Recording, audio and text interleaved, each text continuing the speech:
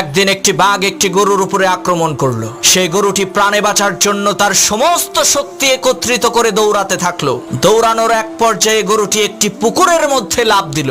ঘটনাক্রমে সেই পুকুরের মধ্যে কোনো পানি ছিল না, শুধু ছিল কাদা। এদিকে গরুর পেছন পেছন বাঘটিও সেই পুকুরের মধ্যে ঝাঁপ দিল। এতে করে গরু এবং বাঘ দুইজনেই পুকুরের কাদার মধ্যে গলা পর্যন্ত আটকে গেল। তখন বাঘ রাগান্বিত কণ্ঠে গরুকে বলে উঠলো, ওই হারামজাদা, তুই আর লাফ দেওয়ার জায়গা পাইলি না? তুই ডাঙ্গায় থাকলে তোকে না হয় একটু মজা করে খাইতাম, কিন্তু এখন তো তুইও মরবি, আমাকেও মারবি। তখন গরু বলল, বাঘ ভাই, তোমার কি কোনো মালিক আছে নাকি? তখন বাঘ বলল, আরে আহাম্মক, আমি হচ্ছি বনের রাজা, আমার মালিক হবে কে? তখন গরু বলল, বাঘ ভাই শোনো, তোমার মালিক না থাকলেও আমার কিন্তু মালিক আছে।